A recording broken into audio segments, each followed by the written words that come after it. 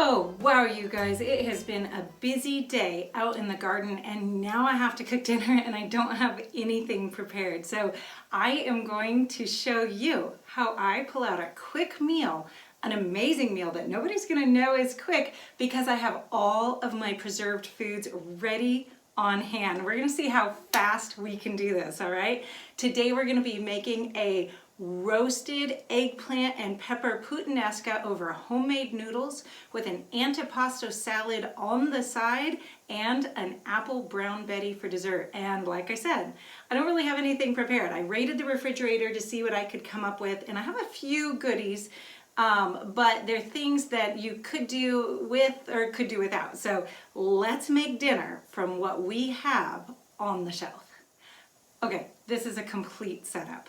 I wasn't in the garden all day. It's about 9:30 in the morning, but ever since I saw that episode of Pioneer Woman Cooks, I've wanted to try a show like this. So anyways, just so you know, full honesty here, but let's see if I can do it in 15 minutes.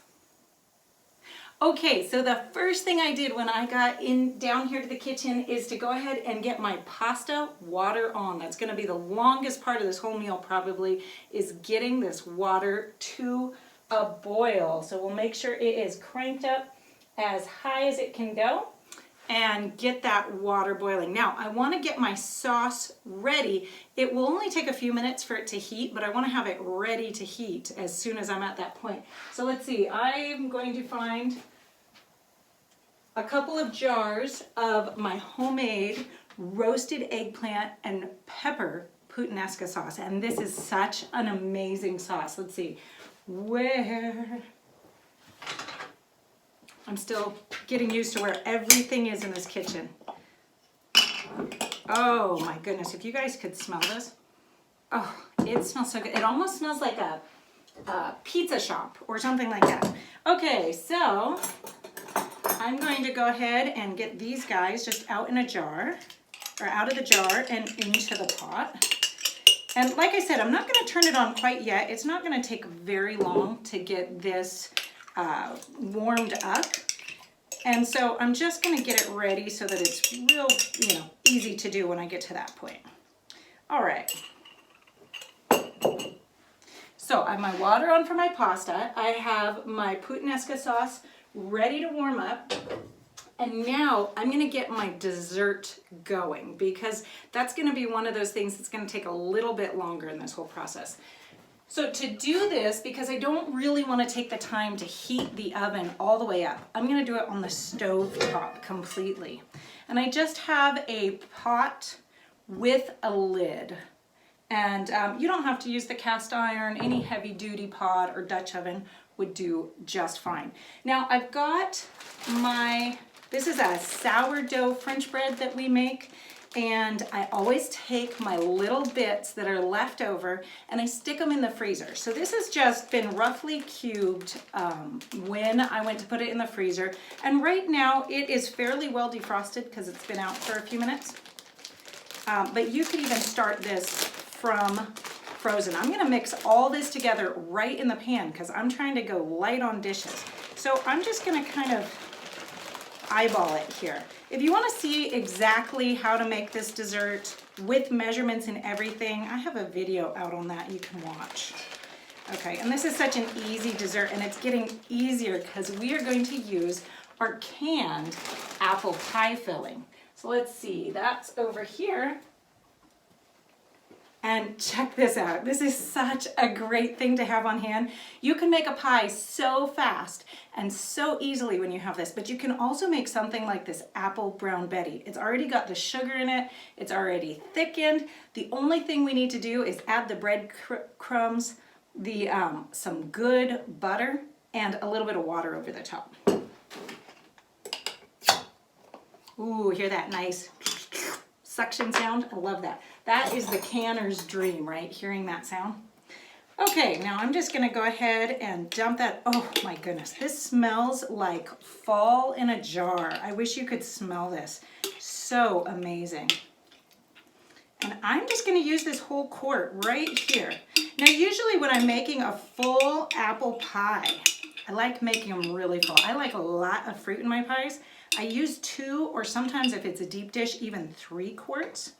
For this though, I'm only gonna use 1. Okay, and I am going to mix this up just like this. And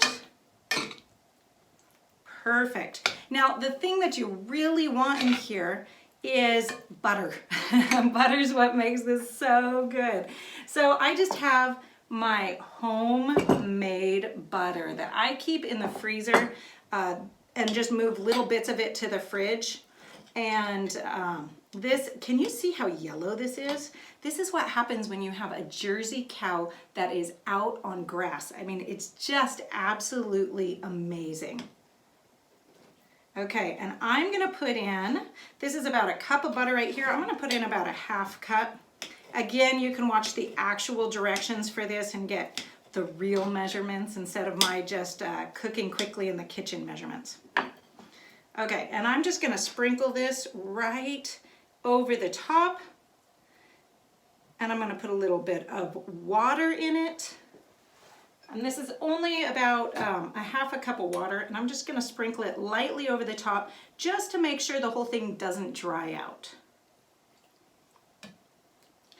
Okay, now I'm gonna cook this on low on the stove top for several minutes. I mean, everything in here is completely done, but then I'm gonna take the lid off and let it cook without it a little bit so some of that can the moisture can evaporate off. Do you see how easy that is? Isn't that amazing? Okay. Okay, so I have that on low.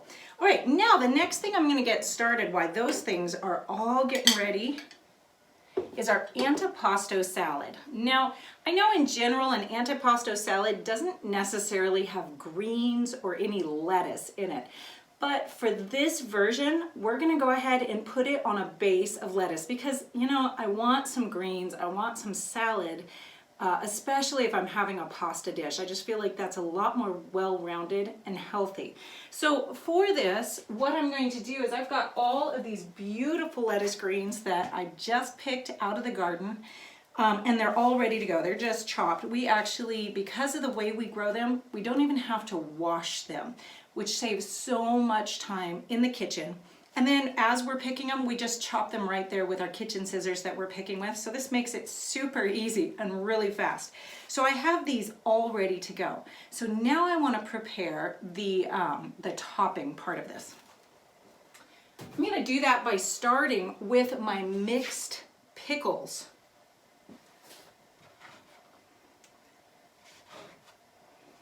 These are these mixed pickles, and they just do so many things. They're great to eat by themselves. They've got pearl onions, celery, bell pepper, cauliflower, carrots. They've got so many great things in here, and they've just got this wonderful flavor. But we're gonna use this to make us a super, super easy salad topping. All right, now I'm just gonna grab an empty jar.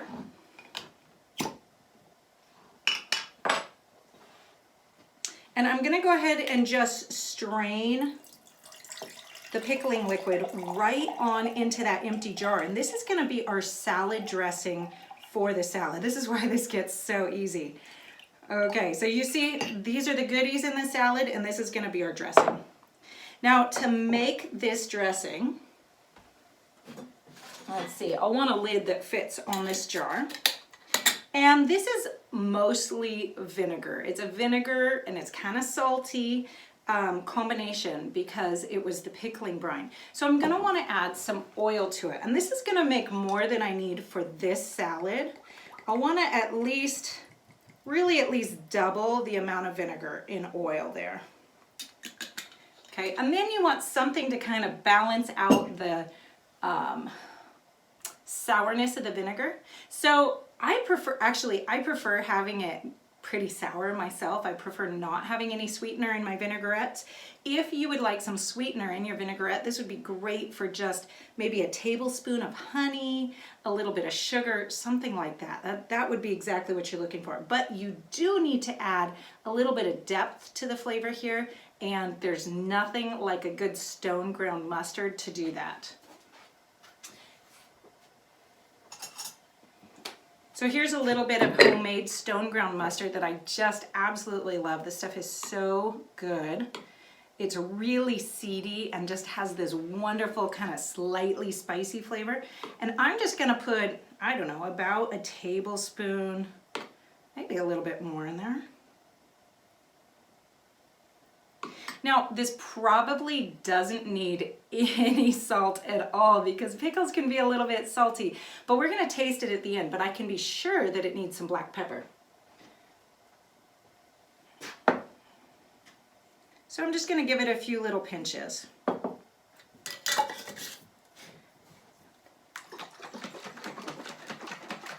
And give it a really, really good shake.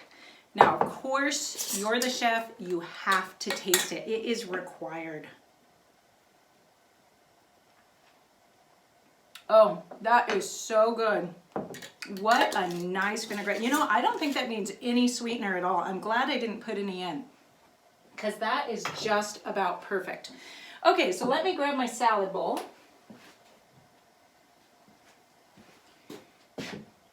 And I'm gonna go ahead and put my greens right in here in the bottom. This is such a lovely lettuce mix that we grow out there. It is so tender and so just a nice kind of sweet, delicate mix.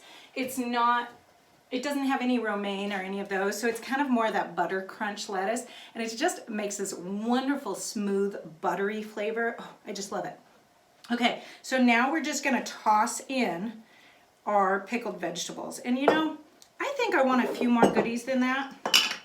So I'm gonna go ahead and do one more. I wasn't sure if I was gonna want one or two. And I'm gonna pour off this liquid. I'm gonna save it for some more salad dressing for later because it just makes such a wonderful flavor. And you guys, when you can, please don't throw away the liquid in whatever you can. It is worth a lot. It has a lot of food value in it, and it usually has a lot of flavor, whether we're talking, let's see, fruit or your pickles or anything like that. Okay, so now we have this great top. Can you guys see this beautiful salad right now? It is so nice. Now I'm still waiting for that water to boil back there for my noodles. I hope that gets going soon.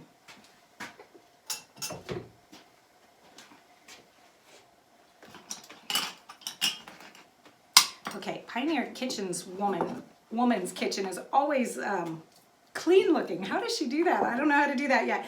Okay, so here I have some just homemade mozzarella. You don't have to use anything this fancy. You could use store-bought mozzarella. You could use cheddar cheese. You could use Monterey Jack cheese. Hey, if you have little, what do they call those things? String cheese for your kids in the fridge. That's perfect. Use that. And you could just bypass this part altogether. But I had, you know, the milk, the cow right now is in milk, and we're getting tons of milk every day, like 6+ gallons every day. So we are making just a ton of mozzarella cheese because it's, you know, one of the faster cheeses to make. And so we've got a lot of this laying around right now. So I'm just giving this a nice quick dice and just sprinkling it in. My family likes quite a bit of cheese, especially this good fresh cheese. But you know, change this around to what you want. All right. And then, all right, this isn't my homemade stuff. So, but what I did find in the fridge is some good salami. And you know, that just makes an antipasto salad so good. I would be using my home cured prosciutto, but we ran out of it. We're totally out this year, and you know, you have to wait until it's harvest season before you can make more if you're raising the meat yourself. So I'm just gonna cut this into little wedges. And again, this is one of those things, if you don't have this, just leave it out. This is the beauty of raiding a well-stocked fridge and pantry, is you might turn up with some goodies. What are some other things you could put in here? Boy, if you find green olives in your fridge or black olives, that could be wonderful in this. Okay, now I'm just gonna put those, you can see I just kind of did ribbons on here. And I'm just gonna drop that right on in there. And then I'm gonna go ahead and give this another shake. Pour it over the top.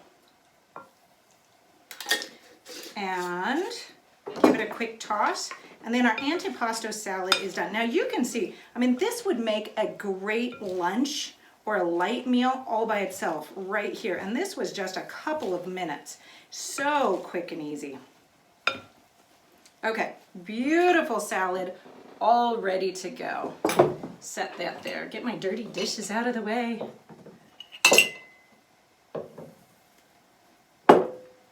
Okay, now I want to take a peek at that apple brown Betty and see if that's ready to take the lid off.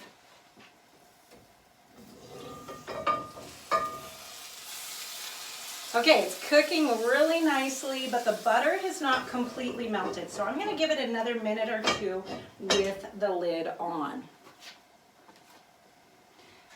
All right, now I have my homemade pasta that we're going to use for the pasta. You can watch that video. It's out there. And this is just like a fettuccine pasta. And it's been dried, it's been in my pantry, so I was just waiting for this busy day. This is about a pound. I keep about a pound in a bag like this if I portion them out that way. And that's nice because that's, you know, maybe about 4 people. If you're lighter eaters, if you're really heavy eaters, maybe this is 2 people. But because we have a nice full salad and we have a dessert and we even have a few slices of bread to go with our pasta, this is going to be plenty for about 4 people. Okay, let me check on this water, see how it's doing.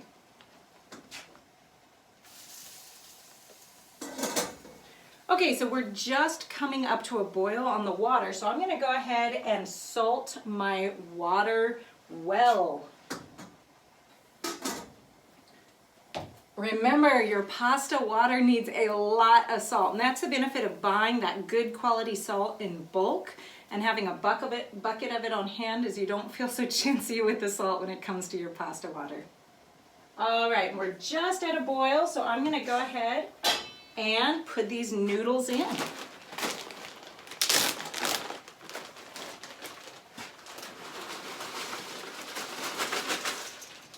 And these homemade noodles, because they are completely dried, are gonna be just like store-bought dry noodles. And so those are gonna take, you know, 7-8 minutes to cook, sometimes a little bit less if they're the homemade noodles. And so I think right about now is the perfect time to go ahead and get that sauce on low.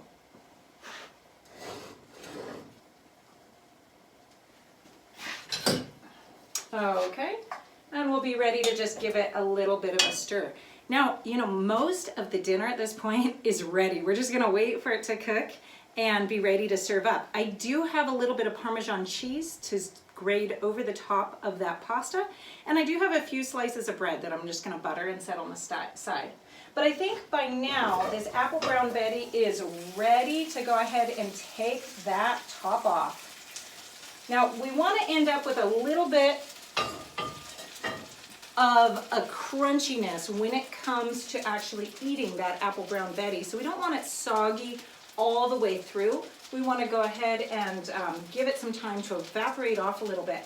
I also don't tend to stir these when they're on the stove top. Well, I don't stir them when they're in the oven either, because I find that it creates that nice kind of crunchy layer at the bottom of the pan. If you're using cast iron, you may want to make sure you're using a really well seasoned cast iron pan.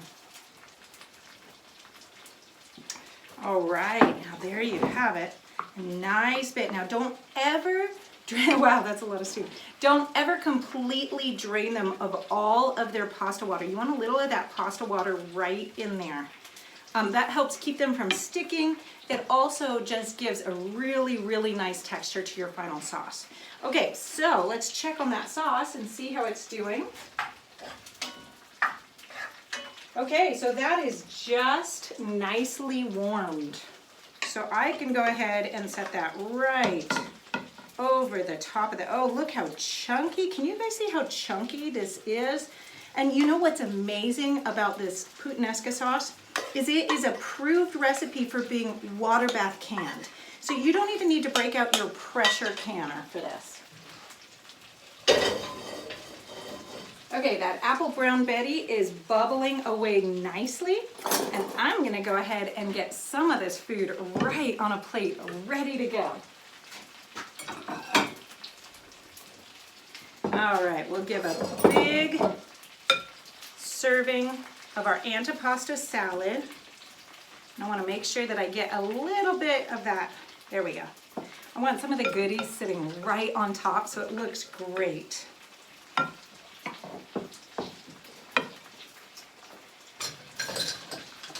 And then I'm gonna get some of this puttanesca pasta right here. I just wanna get that pasta right at the bottom.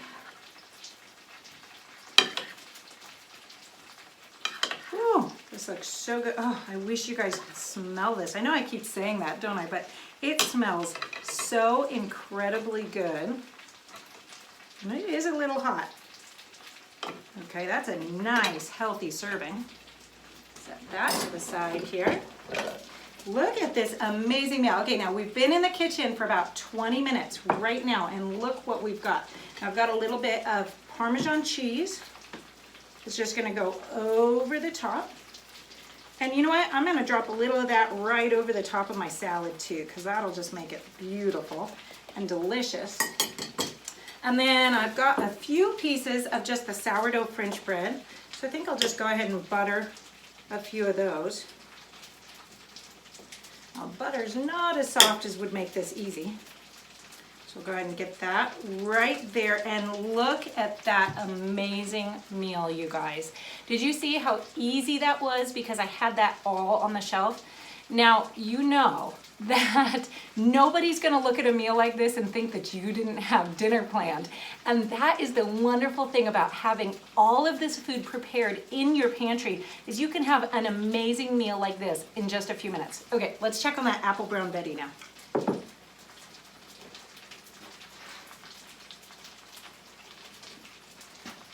Oh, it smells good too.